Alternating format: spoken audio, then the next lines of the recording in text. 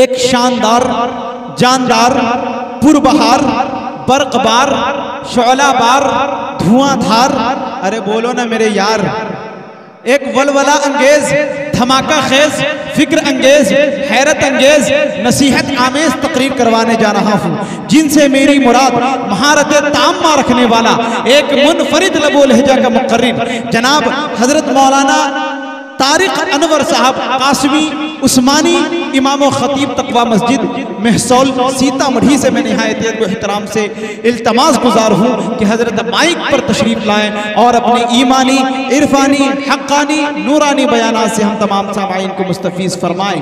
اس شعر کے ساتھ حضرت کا استقبال کے خطیب آ رہے ہیں، خطیب ذیشان آ رہے ہیں، ارے لے کے دل کے چین و قرار آ رہے ہیں، اور وقت کی نزاکت ہے المختصر، خطابت کے سپر اسٹار آ رہے ہیں۔ مائک پر جناب طارق انور صاحب عثمانی۔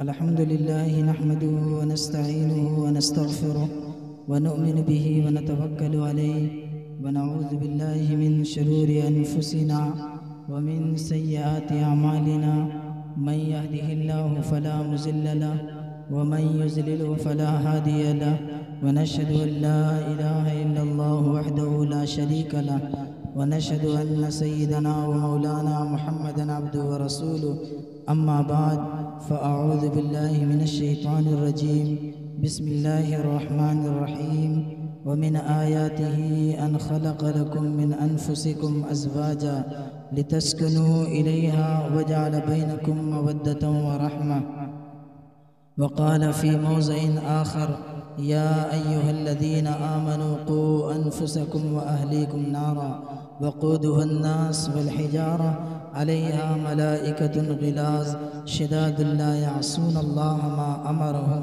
ويفعلون ما يؤمرون صدق الله مولانا العظيم وصدق رسوله النبي الكريم ونحن على ذلك لمن الشاهدين والشاكرين والحمد لله رب العالمين۔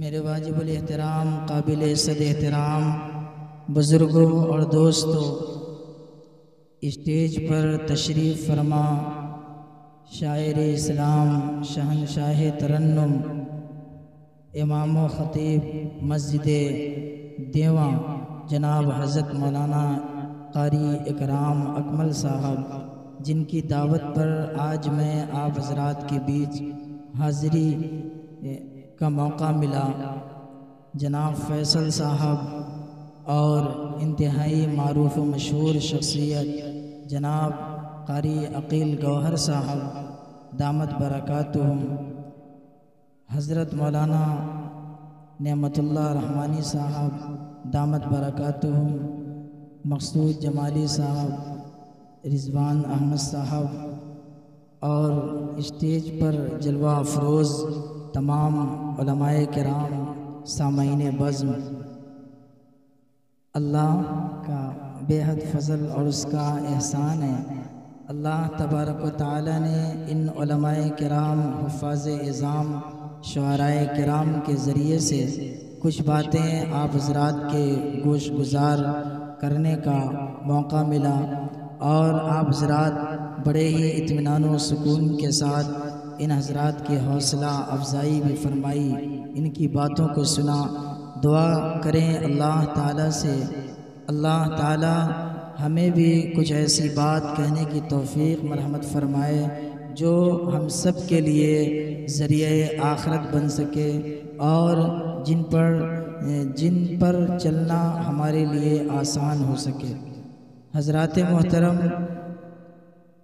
شادی کا موقع ہے، شادی کے موقع پر جو باتیں کہی جاتی ہے وہ ہم لوگ جانتے ہیں۔ اللہ تعالیٰ نے قرآن کریم کے اندر جو ہمیں پیغام دیا ہے، رسول اکرم صلی اللہ علیہ وسلم نے جو حدیث پاک کے اندر ہمیں اور آپ کو بتلایا ہے، ہمیں اس کے ذریعے بہت ساری باتیں ملتی ہیں جن کے اوپر ہمیں اور آپ کو عمل کرنا چاہیے۔ حضرات، انتہائی معروف و مشہور شخصیات اسٹیج پر جلوہ افروز ہیں، جو الحمدللہ پورے ہندوستان کے چپے چپے پر اور نیپال کے گوشوں میں اپنی آواز پہنچاتے ہیں۔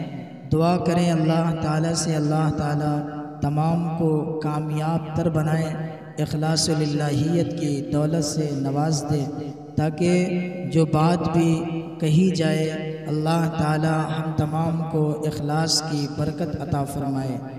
حضرات محترم، دنیا کے اندر جو بھی آیا ہے تو کوئی بھی انسان دنیا میں رہنے کے لیے نہیں آیا، ایک نہ ایک دن ہر انسان کو دنیا سے جانا ہے۔ البتہ ہمیں ضرورت ہے اس بات کی کہ دنیا میں آنے کے بعد اللہ اور اس کے رسول کے فرمان کے مطابق عمل کریں، تاکہ ہماری زندگی کامیابی و کامرانی کی طرف گامزن رہے اور ہم اور آپ صحیح طریقے سے زندگی گزار کر دنیا سے رخصت ہو جائیں۔ دوستو، یہ نکاح اور شادی کوئی آج ہم اور آپ ہی نہیں کرتے، بلکہ ہم سے پہلے جتنے بھی لوگ گزرے ہیں، چاہے وہ جماعت انبیاء کرام ہو، اللہ تعالیٰ نے انہیں بھی اولاد کی نعمت سے نوازا ہے اور اللہ نے انہیں بھی بیویاں عطا فرمائی۔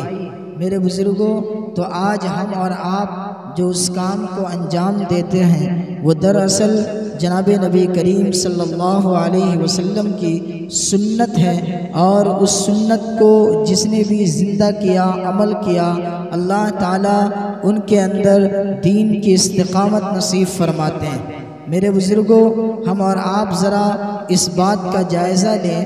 علامہ امام غزالی رحمۃ اللہ علیہ نے احیاء العلوم کے اندر نقل کیا ہے کہ نکاح کرنے سے دین پر چلنا آسان ہوتا ہے، نکاح کرنے سے شیطان کی کمر ٹوٹتی ہے، نکاح کرنے سے انسان کا ایمان مضبوط ہوتا ہے، نکاح کرنے سے انسان زناکاری بدمعاشیوں سے دور رہتا ہے، نکاح کرنے سے بہت ساری بیماریوں سے مبتلا ہونے کے بجائے اللہ اسے نجات عطا فرماتا ہے، نکاح کرنے سے اللہ تعالیٰ اس کا نصف ایمان مکمل فرما دیتا ہے، نکاح کرنے سے دین کے اوپر چلنا آسان ہو جاتا ہے۔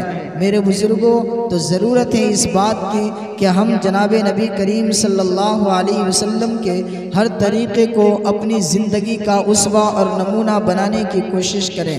میرے بزرگوں، ذرا ہم آپ غور کریں، اللہ تعالیٰ نے قرآن کریم میں کس طریقے سے بیان کیا، وَمِنْ آيَاتِهِ أَنْ خَلَقَ لَكُم مِّنْ أَنفُسِكُمْ أَزْوَاجًا لِتَسْكُنُوا إِلَيْهَا وَجَعَلَ بَيْنَكُم مَّوَدَّةً وَرَحْمَةً۔ آج جو میں آپ حضرات کے سامنے باتیں کہنے چلا ہوں، انشاءاللہ مختصر وقت میں پوری کوشش کروں گا کہ آپ کے سامنے زوجین کے درمیان الفت و محبت کیا ہو میں اس کو بیان کروں، چونکہ یہ شادی کا موقع ہے۔ شادی کے بعد جب ہر ماں باپ اور ہر شوہر اور بیوی کے دل کے اندر ایک تمنا اور آرزو ہوتی ہے کہ اللہ تعالیٰ ہماری گود کو بھی بھر دے، اللہ تعالیٰ ہمارے گھر کے اندر ایک چراغ روشن کرے، اور اس چراغ کے آنے کے بعد ہمیں اور آپ کو کیسے زندگی بسر کرنی چاہیے، نبی اکرم صلی اللہ علیہ وسلم کی تعلیمات کیا ہے۔ میں نے جو خطبے کے اندر اللہ کے قرآن کی آیتوں اور حضور پاک صلی اللہ علیہ وسلم کے فرمان کو آپ کے سامنے رکھنے کی کوشش کی ہے، میں آج اس کی روشنی میں آپ تک کچھ باتیں عرض کرنا چاہتا ہوں۔ میرے دوستو، ذرا ہم اللہ کے قرآن پر غور کریں۔ اللہ تعالیٰ کا قرآن سچا ہے، اللہ کی کتاب سچی ہے، اور جنہوں نے اس کو مانا ہے اللہ تعالیٰ ان کو ایمان پر استقامت نصیب فرمایا ہے، اور جس نے اللہ کے قرآن سے دوری اختیار کیا ہے، چاہے وہ احکام الہی کو چھوڑنے کی بنیاد پر، احکام الہی سے دوری اختیار کرنے کی بنیاد پر، اللہ تعالیٰ نے ایسے ملعون کو، اللہ تعالیٰ نے ایسے بدبخت کو ذلیل و خوار کر دیا ہے، اور دنیا اس کا نام بھی لیتی ہے تو بدمعاش کہہ کر، ملعون زمانہ کہہ کر، اور ذلیل و رسوا کرتی ہے۔ میرے بزرگوں پتہ یہ چلا کہ اللہ کا قرآن یہ وہ کتاب مقدس ہے جس کتاب کے اندر اللہ تعالیٰ اپنے فرمان کو بیان کرتا ہے۔ اللہ تعالیٰ نے نکاح اور شادی کو کہا وَمِنْ آیَاتِهِ کہ یہ اللہ کی نشانیوں میں سے ہے، ان خلق لکم من انفسکم کہ اس نے تمہاری ذات سے تمہارے لیے بیویاں پیدا فرمایا، جوڑا پیدا فرمایا۔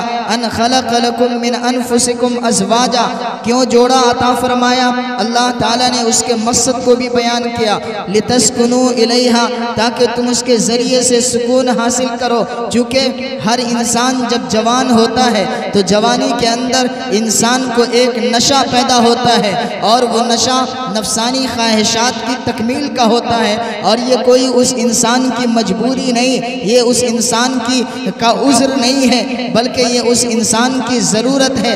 فطرتاً اللہ تعالیٰ ہر انسان جب جوان ہو جاتا ہے تو جوانی کے اندر اللہ نفسانی خواہشات اس کے دلوں کے اندر ڈال دیتا ہے، تو اب اس نفسانی خواہشات کی تکمیل کیسے کی جائے؟ اللہ تعالیٰ نے اس کا ایک جائز اور حلال راستہ بیان کیا ہے، جس کو اللہ نے قرآن کریم کے اندر بیان کیا، ان خلق لکم من انفسکم ازواجا کہ تمہارے لیے اللہ نے جوڑا پیدا فرمایا۔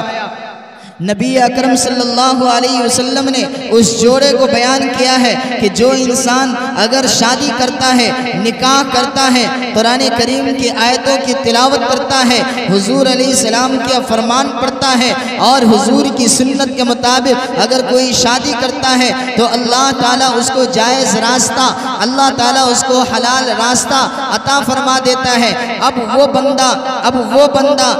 وہ بندی اپنی نفسانی خواہشات کی تکمیل کرتی ہے، پورا کرتا ہے اپنے نفسانی خواہش کو، تو اللہ کے بتائے ہوئے طریقے کے مطابق، نبی پاک جناب نبی کریم علیہ السلام کے بتائے ہوئے طریقے کے مطابق، تو اس طریقے کے اندر کامیابی یہ ہے ازواجا لتسکنوا الیہا تاکہ تم اس سے سکون حاصل کرو، تاکہ تم اس سے سکون حاصل کرو، اطمینان حاصل کرو۔ وجعل بینکم مودۃ ورحمہ اور اللہ نے تمہارے درمیان مودت اور محبت پیدا کیا ہے۔ میرے بزرگوں جب انسان شادیاں کر لیتا ہے، جب انسان نکاح کر لیتا ہے، تو اس نکاح کے نتیجے میں جو برے خیالات اور برے وساوس ذہن کے اندر آیا کرتا ہے، وہ ذہن سے وساوس دور ہونے لگتے ہیں، اور انسان حرام راستے کو چھوڑ کر، زناکاری کے راستے کو چھوڑ کر، بدکاری کے راستے کو چھوڑ کر، فحشکاری کے راستے کو چھوڑ کر، ایک اللہ کے بتائے ہوئے طریقے کے مطابق، محمد مصطفیٰ کے فرمان کے مطابق انسان زندگی بسر کرتا ہے، اور اس حلال رشتے کو، مناسب رشتے کو، اپنے تعلق سے جوڑنے والا رشتہ جو اللہ اور اس کے رسول کے فرمان کے مطابق اس نے قائم کیا ہے، اس کے مطابق زندگی بسر کرتا ہے، تو اللہ کہتا ہے لتسکنوا الیہا اس کے ذریعے سے اس کو سکون حاصل ہوتا ہے، اس کے ذریعے سے اس کو اطمینان حاصل ہوتا ہے۔ لیکن شرط یہ ہے میرے بزرگوں کہ ہم اور آپ شریعت کے دائرے میں رہ کر کے اپنی شادی کرے، اپنا نکاح کرے، تو پھر اس کے ذریعے ہمیں اور آپ کو سکون ملے گا۔ یہ بات یاد رکھیے گا کہ جب کوئی انسان زناکاری کرتا ہے، بدکاری کرتا ہے، فحشکاری کرتا ہے، تو اس فحش کام کے اندر، اس زناکاری کے اندر اس کو سکون نہیں مل سکتا، اس کا نفسانی خواہشات، نفسانی خواہش مکمل تو ہوتا ہے لیکن وہ سکون حاصل نہیں ہو سکتا۔ اور یہ بات بھی یاد رکھنے کی ہے کہ جب کوئی انسان زنا کرتا ہے تو اس زناکاری کی وجہ سے لڑکا کو لڑکی کے اوپر اعتماد نہیں ہوتا، لڑکی کو لڑکا کے اوپر اعتماد نہیں ہوتا، لیکن جب انسان ایک جائز رشتے کو، مناسب رشتے کو اپنے نکاح کے اندر لاتا ہے تو ایسے موقع پر اس لڑکا کو اس لڑکی کے اوپر بھی اطمینان ہوتا ہے، اور اس لڑکی کو اپنے اس شوہر کے اوپر بھی اعتماد ہو جاتا ہے۔ پتہ یہ چلا کہ جناب نبی کریم علیہ السلام نے جو ہمیں اور آپ کو راستہ بتلایا ہے، جو ہمیں اور آپ کو طریقہ بتلایا ہے، اگر ہم اور آپ اس طریقے کے مطابق عمل کریں گے، اللہ تعالیٰ نے کامیابی اس کے اندر رکھا ہے۔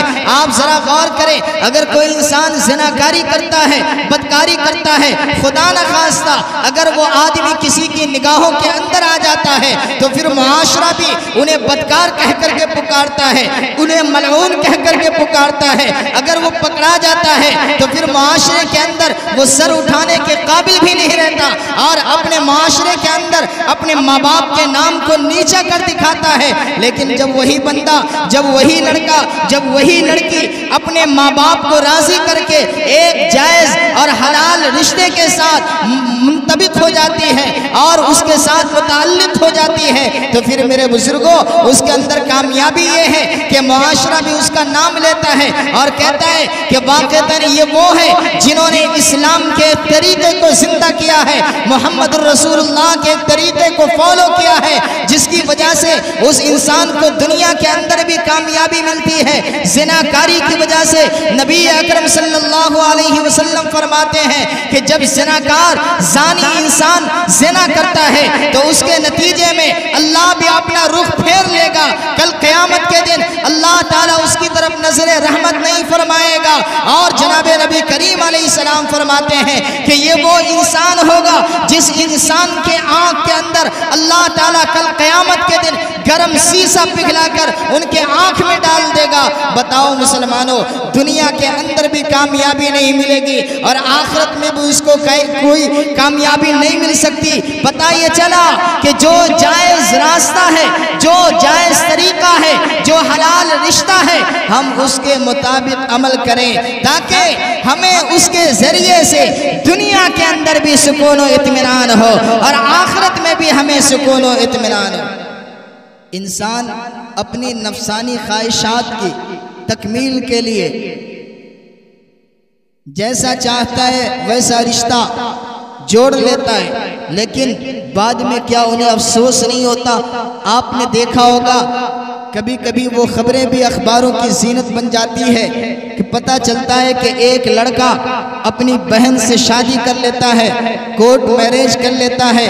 بتاؤ میرے بزرگوں، اگر کسی انسان نے ایسی حرکت کی، اپنی بہن سے اس نے شادی کر لیا، تو پھر جب اس کے بچے ہوں گے، بچہ جب پوچھے گا کہ میرے دادا کہاں ہیں، میرے نانا کہاں ہیں، میری دادی کہاں ہیں، میری نانی کہاں ہیں، کیا اس بچے کو علم نہیں ہوگا کہ میرا باپ، میری ماں آخر کون ہے، میرا باپ کس طریقے سے میری ماں سے شادی کیا ہے؟ تو بتاؤ وہ بچہ جو ان کے ذریعے سے پیدا ہوا ہے، اس بچے کے اوپر کیا اثر جائے گا جب اس بچے کو پتا چلے گا کہ میرے بھائی، میرے باپ، میری ماں نے حرام کاری کی ہے، تو وہ بچہ بھی اسی راستے پر جائے گا. اللہ کے رسول جناب نبی کریم صلی اللہ علیہ وسلم نے جو طریقہ بتلایا ہے، پیغمبر اسلام کا فرمان ہے کہ ماں باپ کا اثر اولاد پر منتقل ہوتا ہے. پتہ یہ چلا کہ ماں باپ کو یہ چاہیے کہ اپنی شخصیت کو دیکھے،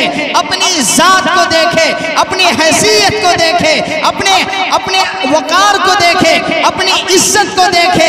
کہیں ایسا تو نہیں کہ میرا اثر میری اولاد پر ایسا منتقل ہو کہ ہم زناکاری کے ذریعے سے کام کریں، ہم فحشکاری کے ذریعے سے زندگی گزاریں. تو بتاؤ پھر اپنی اس اولاد سے کوئی آدمی وفا کی امید کیسے لگا سکتا ہے؟ کتنے ایسے لڑکے جو آج اپنے باپ کے منہ پر تماچا رسید کرتا ہے، اس کی سب سے بڑی وجہ یہ ہوتی ہے کہ اس باپ نے کبھی بھاگ کر کے شادی کی ہوگی یا اس باپ نے کوئی ناجائز طریقہ اختیار کیا ہوگا جس کی وجہ سے وہ بچہ بھی اپنے باپ کا نافرمان بن جاتا ہے.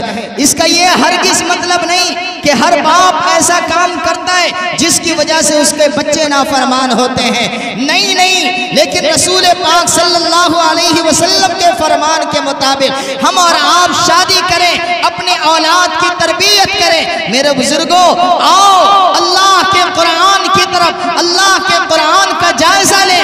خالق کائنات قرآن کریم کے اندر کیا فرماتا ہے؟ یا ایھا الذین آمنوا قوا انفسکم واہلیکم نارا وقودها الناس والحجارہ علیہا ملائکۃ غلاظ شداد لا یعصون اللہ ما امرهم ویفعلون ما یؤمرون. اللہ تعالیٰ قرآن کریم کے اندر فرماتا ہے یا ایھا الذین آمنوا قوا انفسکم، اے ایمان والو تم اپنے آپ کو جہنم کی آگ سے بچاؤ، واہلیکم اور اپنے اہل و عیال کو جہنم کی آگ سے بچاؤ جس کا ایندھن لوگ اور پتھر ہیں۔ میرے بزرگوں ذرا غور کریں، آج اگر دنیا کے اندر کوئی آگ روشن کیا جائے تو اس آگ کے اندر اگر کوئی دوسرا آدمی یہ کہہ دے کہ ہم تمہارے بچے کو اس آگ کے اندر ڈال دیں گے، کوئی بھی باپ اس کے لیے تیار نہیں ہو سکتا، کوئی بھی باپ اس کو گوارا نہیں کر سکتا، کوئی بھی ماں اس کو گوارا نہیں کر سکتی کہ میرے بچے کو اس آگ کے اندر ڈالا جائے۔ تو مجھے بتاؤ تو صحیح، اللہ کا قرآن کہتا ہے اور خالق کائنات کا قرآن جھوٹ نہیں کہہ سکتا۔ اللہ تعالیٰ نے قرآن کریم میں فرمایا وَمَنْ أَصْدَقُ مِنَ اللَّهِ قِيلًا، اللہ سے زیادہ سچی بات کس کی ہو سکتی ہے؟ یعنی اللہ نے جو قرآن کے اندر بیان کر دیا وہ بالکل سچی بات ہے۔ خالق کائنات سارے ایمان والوں کو مخاطب کر کے کہتا ہے اے ایمان والو تم اپنے آپ کو جہنم کی آگ سے بچاؤ، یا ایھا الذین آمنوا قوا انفسکم واہلیکم، اور اپنے اہل و عیال کو بچاؤ، خود کو بھی بچاؤ اور اپنے رشتہ داروں کو بھی بچاؤ، اپنے ماتحتوں کو بھی بچاؤ۔ ماتحت میں کون آئیں گے؟ نبی اکرم صلی اللہ علیہ وسلم فرماتے ہیں کلکم رائن وکلکم مسئول عن رعیتہ، تم میں کا ہر شخص نگراں ہے اور اس کی رعایا کے بارے میں پوچھا جائے گا۔ باپ اپنے گھر کا گارجین ہے، باپ کی ذمہ داری ہوتی ہے وہ اپنے بال بچوں کی دیکھ ریکھ کرے، وہ اپنے بال بچوں کے بارے میں یہ غور و فکر کرے کہ میرے بچے کا قدم کس طرف بڑھ رہا ہے، مال حلال کی طرف یا مال حرام کی طرف۔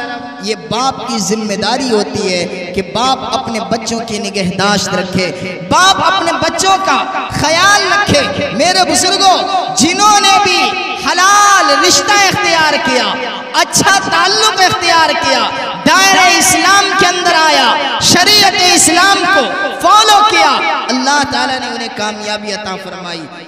آپ حضرات اٹھنے کا ماحول نہ بنائے، بس میں بہت جلدی اپنی بات ختم کرنے چلا ہوں۔ ذرا غور کریں، ایک دیہات کے اندر ایک لڑکی جو اپنے ماں باپ کی بڑی فرما بردار، اپنے ماں باپ سے بڑی محبت کرنے والی، ہر وقت اپنے ماں باپ کی خدمت کرنے کا جذبہ رکھنے والی، اس لڑکی کی شادی ہو جاتی ہے اور شادی ہو جانے کے بعد وہ اپنے شوہر کا خیال رکھتی ہے، شوہر کی خدمت کا جذبہ رکھتی ہے، ہمیشہ اپنے شوہر کی فرما برداری کرتی ہے، ان کی باتوں کا مانتی ہے، ان کی باتوں کے ماننے کا جذبہ رکھتی ہے۔ ذرا وقت آتا ہے، وہ وقت آتا ہے کہ وہ بوڑھا باپ، جو اس لڑکی کا بوڑھا باپ، اس نے ایک خط بھیجا اور وہ خط میں لکھتا ہے کہ بیٹی تو نے میری خدمت بہت کی لیکن اب تم تو سسرال چلی گئی ہو، میرے گھر میں نہیں ہو، میں بوڑھا ہو گیا، میں بیمار ہوں، آؤ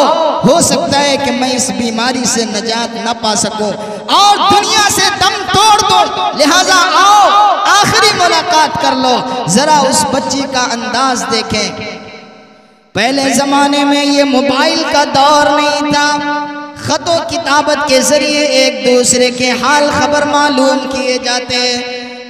بوڑھا باپ خط لکھتا ہے اپنی بیٹی کو کہ میری بیٹی تم میری بڑی خدمت گزار تھی، اب تیری شادی ہو گئی، تم سسرال چلی گئے، تم اپنے شوہر کی فرما بردار بن گئے، میری بیٹی میرا یہ آخری وقت ہے، لہٰذا تم آؤ اور مجھے ایک نظر دیکھ لو، میری خدمت کا جذبہ رکھتی ہو، میری خدمت آ کر کے کر لو۔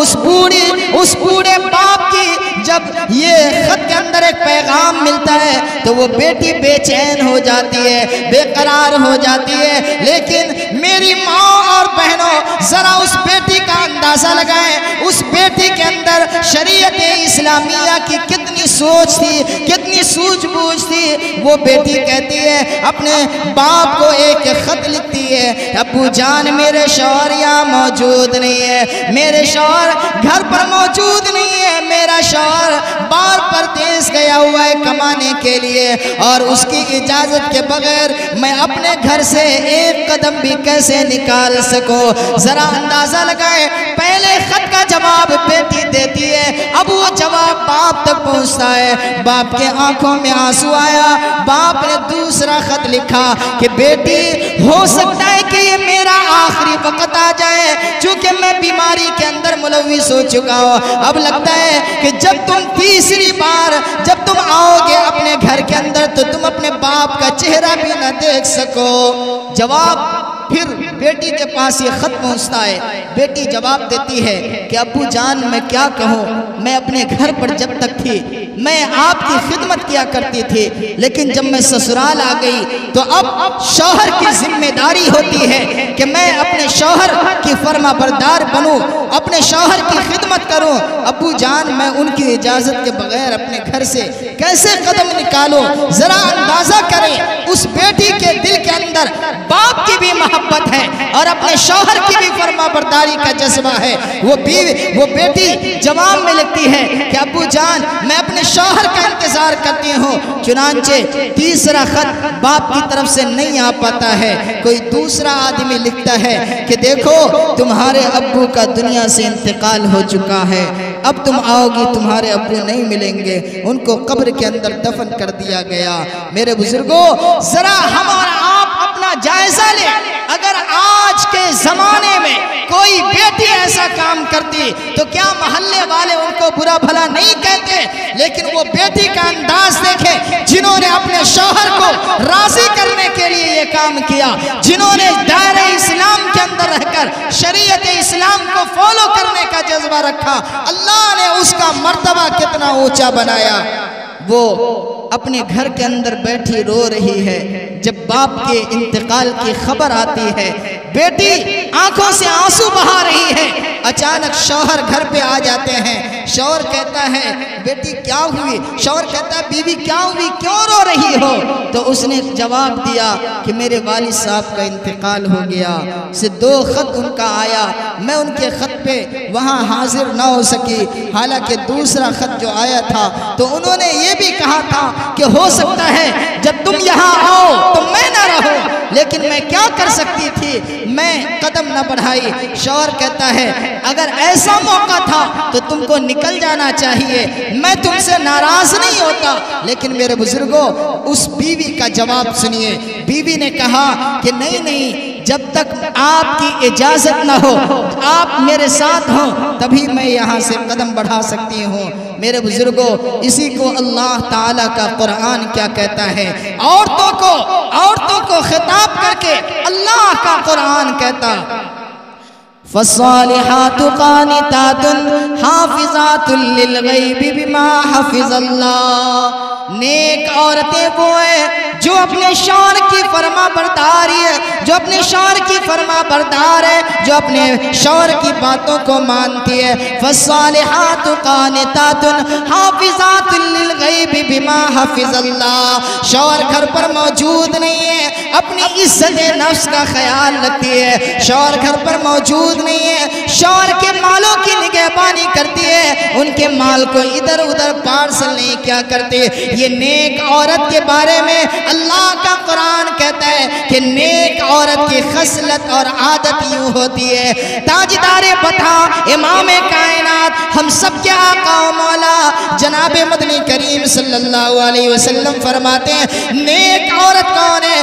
مستفاد المؤمن بعد تقوی اللہ خیر اللہ من زوجت صالحہ، ایمان لانے کے بعد اگر کوئی چیز بہت ہی عمدہ ہوتی ہے تو وہ نیک بیوی کی شکل میں بہت ہی عمدہ ہوتی ہے۔ اور اس کے بعد فرمایا ان امرا اطاعت ہو، اگر شوہر بیوی کو حکم دے تو وہ بیوی فوراً اپنے شوہر کے حکم کو مان لے۔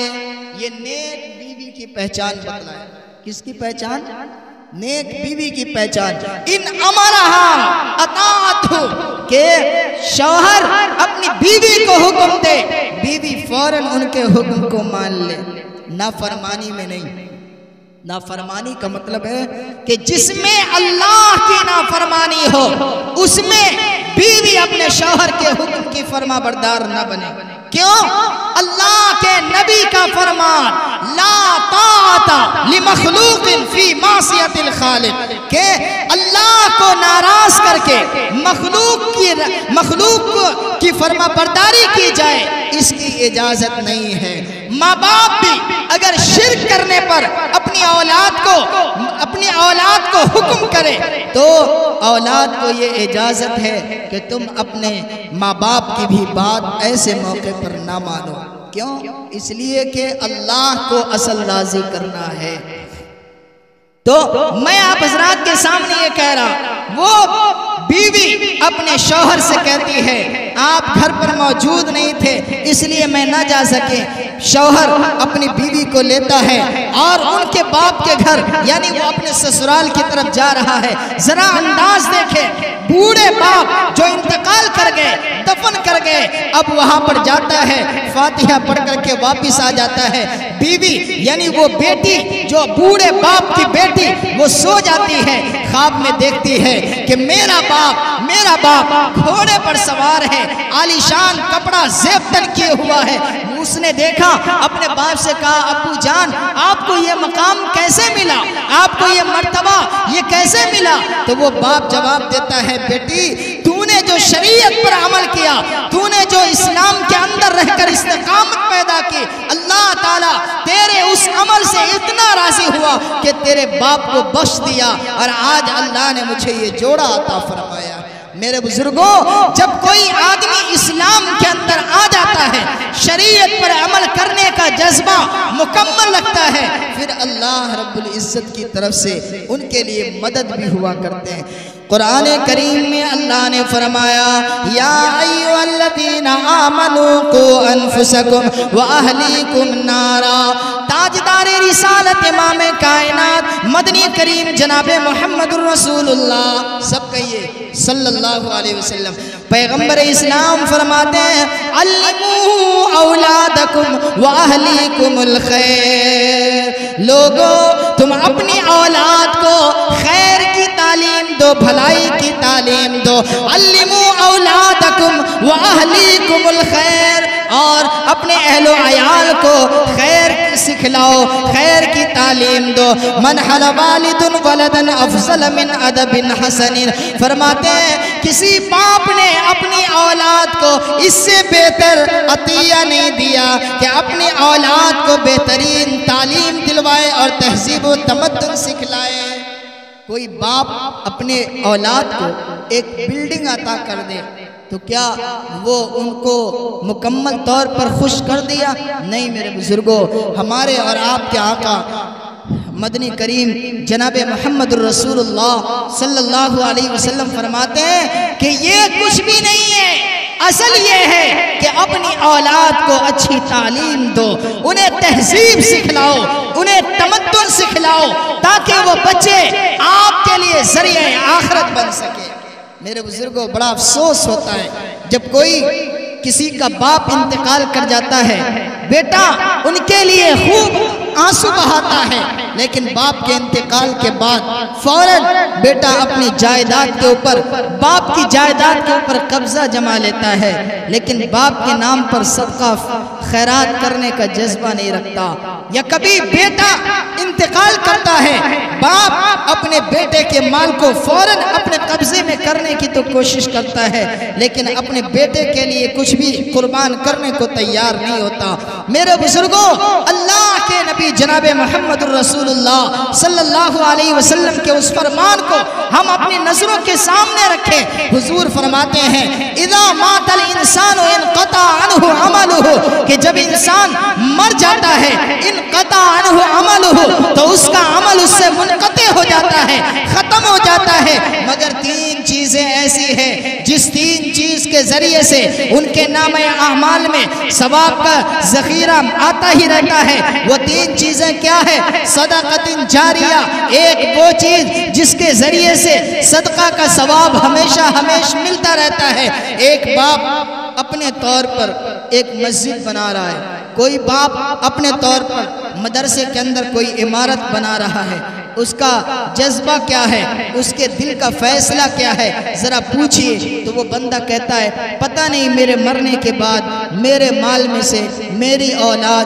میرے لیے صدقہ خیرات کرے نہ کرے، اس لیے اپنی زندگی کے اندر جو کرنا ہے کر لیتے ہیں، کبھی مسجد بنانے کی شکل میں، کبھی مدرسے بنانے کی شکل میں، تاکہ میں دنیا سے چل بسوں، دنیا سے گزر جاؤں، میرے جسم کے ٹکڑے ہو جائے، ریزہ روزہ ہو جائے، مٹی میں مل جائے، لیکن میرا سارا عمل ختم ہو جائے، لیکن جب میری بنائی ہوئی مسجد میں کوئی آدمی سجدہ ریز ہو تو اس کا ثواب مجھے بھی ملے۔ کوئی مدرسہ بنا رہا ہے اس لیے تاکہ میں دنیا سے گزر جاؤں، تو وہ کمرہ جس کو میں نے بنایا ہے میرے جانے کے بعد کوئی بچہ اس کے اندر قرآن کریم کی تلاوت کرے، اس کا ثواب میرے نام اعمال میں پہنچتا رہے۔ اس لیے میرے بزرگوں چاہیے یہ کہ اپنی زندگی میں کچھ کر جائیں۔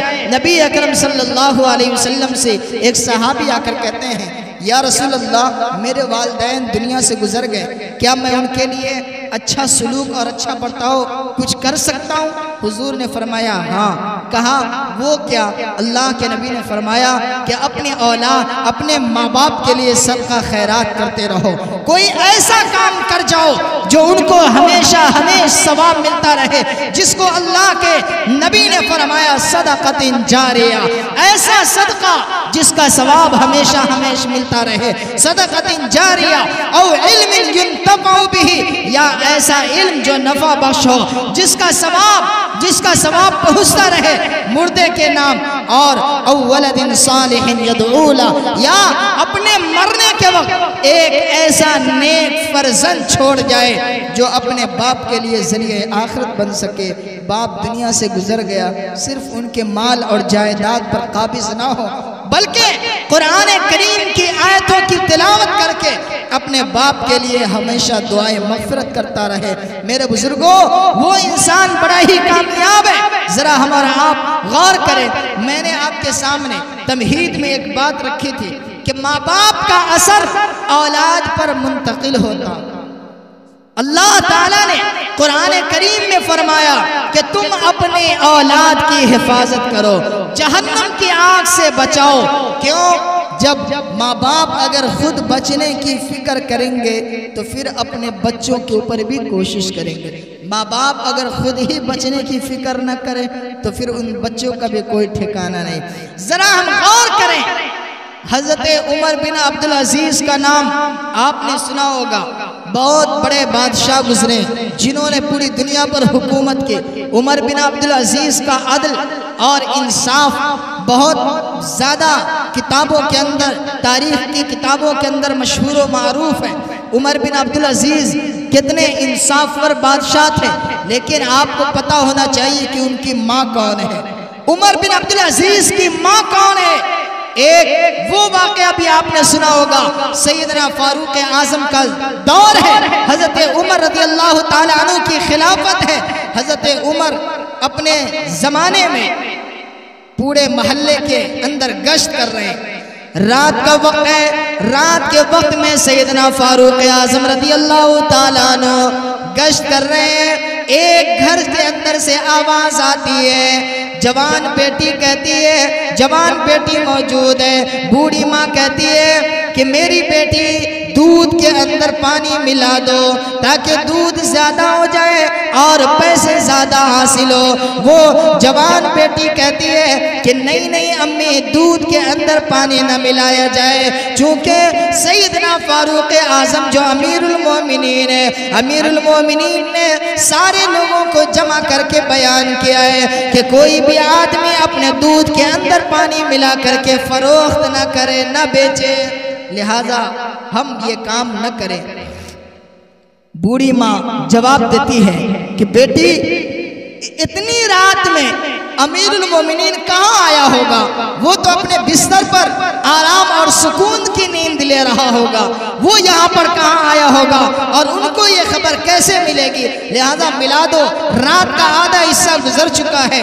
وہ بوڑھی، وہ جوان بیٹی جواب دیتی ہے کہ نہیں امی، یہ کیا کہہ رہے ہیں؟ امیر المومنین اگر سویا ہوا ہوگا تو امیر المومنین کا خدا یعنی اللہ تعالیٰ تو بیدار ہے، لہٰذا اگر ہم یہ کام کریں امیر المومنین کو خبر نہ ہوگی لیکن اللہ تعالیٰ کو تو خبر ہوگی، کل میدان قیامت میں ہم کیا جواب دیں گے؟ ذرا غور کریں، امیر المومنین باہر سے ان ساری باتوں کو سن رہے ہیں، اس گھر کے اوپر نشان لگا دیا۔ صبح کے وقت میں بوڑھی ماں کو بھی بلایا گیا، بیٹی کو بھی بلایا گیا، اور حضرت عمر کہتے ہیں کہ بتاؤ تو نے ایسا کام کیوں کیا؟ بوڑھی عورت سے کہتے ہیں تو بوڑھی نے کہا کہ ہم نے سوچا کچھ پیسے آ جائیں، اور اس جوان بیٹی نے جو جواب دیا حضرت عمر کہتے ہیں کہ ٹھیک ہے بوڑھی اماں، آپ کی اس بیٹی کے اس انداز سے اور اس سچائی سے، صدق گوئی سے میں یہ چاہتا ہوں کہ میرا بیٹا عاصم میرا بیٹا عاصم کا نکاح اس جوان لڑکی سے کر دو، آپ کی کیا رائے ہے؟ اس بوڑھی عورت کی تو قسمت ہی چمک گئی، وہ تو پھولے نہ سمائی، چونکہ ایک بادشاہ کا بیٹا وقت کا امیر المومنین خلیفۃ الرسول ان کا بیٹا، اور ان کے بیٹے سے اس بوڑھی عورت غریب عورت کے بیٹی کی شادی ہو جائے تو ظاہر سی بات ہے کیا کہنا، پھولے نہ سمائی۔ اور اس کے بعد وہ بوڑھی عورت کہتی ہے بہت اچھا ہوگا میرے بزرگوں، وہ بیٹا حضرت عمر رضی اللہ تعالیٰ عنہ کا حضرت عاصم ہے، اور بیوی کون ہے جو اپنی ماں سے کہہ رہی ہے کہ امی جان اگر عمر سو رہا ہے تو عمر کا خدا تو جاگ رہا ہے، لہذا دودھ میں پانی نہ ملایا جائے۔ وہ صدق گوئی کی وجہ سے جب ان دونوں کے شوہر اور بیوی دونوں کے اختلاط سے جو بچہ پیدا ہوتا ہے اس کا نام حضرت عمر بن عبدالعزیز ہوتا ہے۔ میرے بزرگوں، یہ عمر بن عبدالعزیز وہ ہے، اللہ تعالیٰ کا قرآن کہتا ہے لا یجرمنکم شنآن قوم علی الا تعدلوا اعدلوا هو اقرب للتقوی۔ اللہ تعالیٰ نے قرآن کریم کے اندر ارشاد فرمایا لا یجرمنکم کہ تم کو کسی کی یہ بات اس بات پر نہ ابھارے، کسی قوم کی دشمنی اس بات پر نہ ابھارے کہ تم عدل نہ کر سکو، انصاف نہ کر سکو۔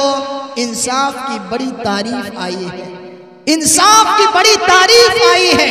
نبی اکرم صلی اللہ علیہ وسلم نے فرمایا کہ وہ بادشاہ جنہوں نے اپنی سلطنت میں، اپنی حکومت میں اپنے رعایا کے ساتھ انصاف کیا، اپنے رعایا کا معاملہ اچھا سے پیش کیا، تو پھر ایسے انسان کے بارے میں فرمایا سبعۃ یظلھم اللہ فی ظلہ یوم لا ظل الا ظلہ، کہ 7 ایسے آدمی ہیں جنہیں اللہ عرش کا سایہ عطا فرمائیں گے، جس میں سب سے پہلا درجہ الامام العادل۔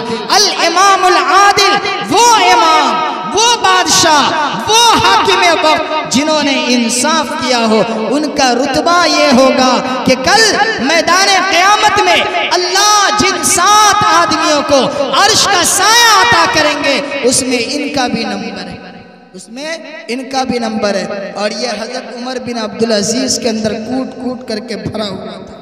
اللہ تعالیٰ نے وہ رتبہ اور وہ مقام عطا فرمایا تھا کہ حضرت عمر بن عبدالعزیز کے بارے میں آتا ہے کہ ان کے وقت میں ایک شیر اور ایک بکری ایک ہی دسترخوان پر، یعنی جو کھانے کی چیز ایک ہی جگہ پر دونوں ساتھ کھایا کرتے تھے، لیکن یہ شیر بکری پر حملہ نہیں کر سکتا۔ کیوں؟ اس لیے کہ حضرت عمر بن عبدالعزیز کی ایسی بادشاہت تھی۔ میرے بزرگوں، یہ بہت بڑی بات ہے، اللہ تعالیٰ نے وہ مقام عطا فرمایا، اور وہ مقام کیوں عطا ہوا؟ اس لیے کہ ماں باپ بھی ان کے ویسے تھے۔ آج ماں باپ کا انداز ہی کچھ اور ہوتا ہے، ماں باپ کبھی شرابی ہو جاتے ہیں، زانی ہو جاتے ہیں، تو بتاؤ بچے کے اوپر کیا اثر مرتب ہوگا؟ جبکہ نبی اکرم صلی اللہ علیہ وسلم فرماتے ہیں کہ دیکھو ہر ماں باپ کو چاہیے کہ جب شادی ہو جائے اپنی زندگی صحیح طور پر گزارنے کا فیصلہ کرو۔ اولاد ہو یا حمل سے ہو تو اس ماں کو یہ ہدایت اور یہ پیغام دیا جاتا ہے حضور پاک صلی اللہ علیہ وسلم کی طرف سے کہ ماں کو یہ چاہیے حالت حمل میں زیادہ سے زیادہ قرآن کریم کی تلاوت کیا کرے، زیادہ سے زیادہ نمازوں کا اہتمام کیا کرے۔ کیوں؟ تاکہ اس کا اثر جو ان کے حمل کے اندر ہے اس بچے کے اوپر بھی پڑے۔ یہاں تک کہ فقہائے کرام محدثین اعظام کہتے ہیں کہ ایسے وقت میں ماں کو یہ چاہیے زیادہ ہنسے بھی نہ، زیادہ بولے بھی نہ، تاکہ ان کا اثر ان کے بچے کے اوپر بھی منتقل ہوتا رہے۔ اور بچہ جب پیدا ہو جائے تو کیا کرے؟ خوب ہنسنے لگ جائے؟ نہیں میرے بزرگوں، زندگی گزارے تو اس طریقے سے کہ وہ بچہ جن کی پہلی درسگاہ ماں کی گود ہوتی ہے تو وہ بچہ اپنی ماں کو دیکھ کر انداز حاصل کرے، ان سے اچھی تربیت حاصل کرے۔ سیدنا فاروق اعظم کا دور ہے، حضرت عمر رضی اللہ تعالیٰ عنہ کے پاس ایک باپ شکایت لے کر آتا ہے۔ میری بات توجہ سے سنیے، میں اپنی بات کو سمیٹ رہا ہوں۔ حضرت عمر کے دربار میں ایک باپ آتا ہے شکایت لے کر کے کہ میرا بچہ نافرمان ہے، میرا بچہ میری بات نہیں مانتا۔ توجہ سے سنیں میں کیا کہنا چاہ رہا ہوں۔ کہا میرا بیٹا میری بات نہیں مانتا۔ حضرت عمر نے کہا کہاں ہے تمہارا بیٹا؟ بلاؤ اس کو۔ حضرت عمر کے پاس جیسے ہی وہ بچہ آیا فوراً ان کو ڈانٹنے لگے، اے موبائل کیوں چلا رہے ہو؟ حضرت عمر نے فوراً اپنے اس لڑکے کو جس کو لایا گیا اس کو ڈانٹنے لگے، تم اپنے ماں باپ کی نافرمانی کیوں کرتے ہو؟ اپنے باپ کے حکم کو کیوں نہیں مانتے؟ وہ بچہ خاموش رہتا ہے، خاموشی کے بعد اپنا سکوت توڑتا ہے، یعنی اپنی خاموشی کو توڑتا ہے، اور اس کے بعد سیدنا فاروق اعظم سے کہتا ہے کہ امیر المومنین ذرا آپ بتلائیں، ماں باپ کا تو حق ہے اولاد پر، کیا اولاد کا ماں باپ کے اوپر کوئی حق نہیں؟ ذرا اندازہ کرے۔ تو حضرت عمر نے کہا کیسی بات کرتے ہو؟ اولاد کا ماں باپ کے اوپر بھی حق ہے۔ کہا کیا حق ہے ذرا آپ ارشاد فرما دیں۔ حضرت فاروق اعظم نے کہا کہ ماں باپ کا اولاد پر یہ حق ہے، سب سے پہلا حق کہ باپ جب اپنے لیے بیوی تلاش کرے تو اس بیوی کا انتخاب کرے جس بیوی کے اندر دینداری ہو، اس بیوی کا انتخاب کرے جو شریعت اسلامیہ کو فالو کرنے کا جذبہ رکھتی ہو، اس بیوی کا انتخاب کرے جو صرف حسن کی مالکہ نہ ہو بلکہ اس کے اندر تہذیب و تمدن بھی ہو، اس بیوی کا انتخاب کرے۔ کہا دوسری شرط کیا ہے؟ مطلب باپ کا حق اولاد پر کیا ہے؟ کہا دوسرا حق یہ ہے کہ اپنے اولاد کا نام اچھا رکھے، نام اچھا رکھے۔ کہا تیسرا حق؟ تو تیسرا حق یہ ہے کہ انہیں اسلام کی تعلیم دلوائیں، قرآن کی تعلیم دلوائیں۔ اب وہ بچہ بول پڑتا ہے کہ سیدنا امیر المومنین یہ تین حق جو آپ نے بیان کیا ہے، تینوں حق میں سے کوئی حق میرے باپ نے ادا نہیں کیا۔ سب سے پہلی بات، میرے باپ نے جس ماں کا انتخاب کیا ہے وہ ماں مومنہ نہیں بلکہ وہ ماں ایک یہودیہ عورت ہے جس کو انہوں نے اپنی شادی میں رکھا۔ اور دوسرا حق جو آپ نے بیان کیا، جس کو اللہ کے نبی کا فرمان من ولد لہ ولد فلیحسن اسمہ وادبہ، کہ جب جس کے گھر میں اللہ اولاد کی نعمت عطا فرمائے اس کو چاہیے اپنے بچے کا نام اچھا رکھے۔ کیا کرے؟ نام اچھا رکھے۔ لڑکا ہو تب بھی، لڑکی ہو تب بھی، یہ نہ من میں کہ بھائی ایسا نام رکھو جو محلے میں ککرو نام نہ ہو۔ تو پتہ چلا کہ کبھی نام رکھ لیتے سیلف۔ بتائیے یہ سب کوئی نام ہوتا ہے؟ نام وہ جس کا کوئی معنی ہو۔ تو اللہ کے نبی نے فرمایا کہ من ولد لہ ولد فلیحسن اسمہ، کہ سب سے پہلے نام اچھا رکھو۔ انہوں نے کہا کہ امیر المومنین میرے باپ نے میرا نام کیا رکھا ہے؟ جعل۔ یہ وہ نام ہے جس کا معنی یہ ہے گندگی کا کیڑا۔ دوسرا معنی بد شکل انسان، بدصورت انسان۔ حضرت عمر غصے میں آئے۔ کہا تیسرا جو آپ نے کہا کہ انہیں قرآن کی تعلیم دلوائے، میرے باپ نے مجھے قرآن کی تعلیم نہیں دلوائی۔ بچپن میں چھوٹا سا تھا، مجھے کھلایا اور ادھر ادھر کاموں میں لگایا، یہاں تک کہ میں دین سے دور ہوتا چلا گیا۔ اب بتائیے میں اپنے باپ کی کیسے فرما برداری کروں؟ ذرا جائزہ لے نبی اکرم صلی اللہ علیہ وسلم کے جو خلیفہ سیدنا فاروق اعظم نے اس باپ کو بلایا اور کہا کہ تو نے تو تیری اولاد، تیرا بچہ بعد میں تیری نافرمانی کیا، تو نے تو پہلے ہی اپنے بچے کو نافرمان بنا دیا ہے، لہٰذا تم کیا امید لگاتے ہو اپنے بچے سے؟ لہٰذا ایسا کام نہیں کرنا چاہیے، تمہیں اچھی ماں کا انتخاب کرنا چاہیے، ان کا نام اچھا رکھنا چاہیے، پھر جا کر کے ان کا نام بھی چینج کیا جاتا۔ میرے بزرگوں، کہنے کا مقصد یہ ہے کہ باپ یعنی اولاد کے اوپر بھی کچھ حق ہے، ماں باپ کے اوپر بھی کچھ حق ہے، لہذا ہر شخص کو اپنے اپنے حق کا خیال رکھنا چاہیے۔ ایک حدیث ہے، جناب نبی کریم صلی اللہ علیہ وسلم کا زمانہ ہے، پیغمبر اسلام علیہ السلام کے پاس ایک لڑکا آتا ہے شکایت لے کر، اور وہ کہتا ہے کہ حضور علیہ السلام میرے باپ میرے اوپر زیادتی کر رہے ہیں، میرا باپ میرا مال لے لیتا ہے میری اجازت کے بغیر، مجھے بہت تکلیف ہوتی ہے۔ حضور کہتے ہیں کہ ٹھیک ہے، اس باپ کو بلاؤ۔ چنانچہ ان کے ابو کو خبر دی جاتی ہے۔ ذرا انداز دیکھے، حدیث پاک کے اندر آتا ہے جب اس باپ کو بلایا جاتا ہے، وہ بوڑھا باپ ہے، وہ بڑھاپے کے عالم میں کچھ گنگناتے ہوئے اپنے من ہی من میں، جو ان کی زبان بھی نہیں سن پاتی، من ہی من میں گنگناتے ہوئے آتا ہے اور آ کر کے حضور علیہ السلام کے پاس بیٹھنے لگتا ہے۔ نبی علیہ السلام کے پاس پہلے ہی سیدنا حضرت جبریل آتے ہیں اور کہتے ہیں یا رسول اللہ، یہ جو آنے والا شخص ہے بوڑھا باپ، آپ پہلے ان سے پوچھئے کہ یہ راستے میں آپ کے پاس آ رہے تھے تو یہ اپنے دل میں کیا سوچ رہے تھے اور کیا اشعار پڑھ رہے تھے؟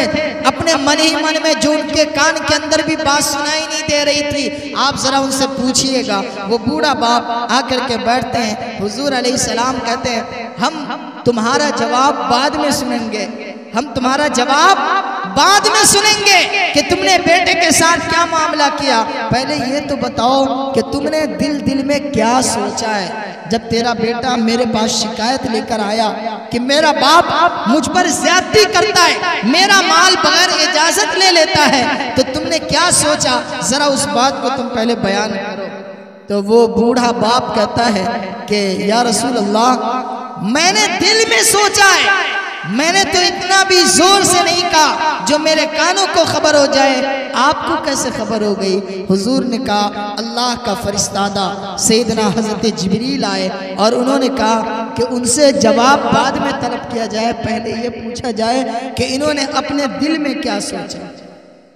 اب وہ بوڑھا باپ جواب دیتا ہے جو آج ہر نوجوان کو سننے کے لیے سننے کی چیز ہے۔ وہ بوڑھا باپ جواب دیتا ہے یا رسول اللہ، میرے دل کے اندر بہت ساری باتیں آ رہی تھی، ان کے بچپن کا زمانہ یاد آ رہا تھا کہ یہ وہ میرا بیٹا جو آج آپ کے سامنے آ کر میری شکایت پہنچایا ہے، جب یہ کچھ بھی نہیں تھا، خون کا لوتھڑا تھا، بعد میں گوشت کا ٹکڑا بن گیا، اور اس کے بعد ان کو بچپن سے میں نے پالا پوسا، جب یہ کچھ بڑا ہونے لگا، یہاں تک کہ یہ پیشاب کرتا تھا اور جب بیمار پڑتا تھا میرے راتوں کی نیند ختم ہو جاتی تھی، میں ان کے پیشاب پر سو جایا کرتا تھا، ان کو اپنے سوکھے میں لٹایا کرتا تھا اور ہر ممکن ان کی خوشی کے لیے ہر اعتبار سے کوشش کیا کرتا تھا۔ لیکن آج جب یہی میرا بیٹا کچھ کمانے لگا، کچھ دولت حاصل کرنے لگا اور میں ان کے مال میں سے کچھ لینے لگا، تو میرا بیٹا آپ کے پاس شکایت لے کر آ گیا، یا رسول اللہ میرا دل چھلنی ہو گیا اس بات کو لے کر کے۔ حضور علیہ السلام اس بیٹے سے کہتے ہیں کہ بابو، پہلے اس بات کو اپنے گھر میں تمہیں رکھنا چاہیے، اپنے باپ کے سامنے رکھنا چاہیے، پھر اس بات کو ختم کرنا چاہیے۔ پھر اللہ کے نبی فرماتے ہیں انت ومالک لابیک، کہ تم بھی اپنے باپ کے ہو اور تمہارا مال بھی تمہارے باپ کا ہے۔ مطلب یہ ہے کہ تم تصرف کرنے دو، تمہارے باپ کو یہ اختیار حاصل ہے کہ تمہارے مال میں سے لیوے، اگر تم اپنے باپ کو نہ دو۔ تو فقہائے کرام یہ کہتے ہیں کہ ہر بیٹے بیٹے کو چاہیے اپنے باپ کے لیے اپنے باپ کو ہر مہینے ضرور دیا کرے، ہر مہینے ضرور دیا کرے۔ البتہ یہ ہرگز نہیں کہ بیٹا کا سارا مال باپ لے کر کے سارے بچوں میں تقسیم کر دے، نہیں، یہ تو خیر غلط ہوگا۔ البتہ بیٹے کو چاہیے کہ اپنے باپ کا مکمل خیال رکھے اور اپنے باپ کو ہر اعتبار سے خوش اور راضی کرنے کی کوشش کرے، دعا کرے اللہ تعالیٰ سے، اللہ تعالیٰ ہم تمام کو سننے سے زیادہ عمل کی توفیق مرحمت فرمائے۔ وآخر دعوانا ان الحمدللہ رب العالمین۔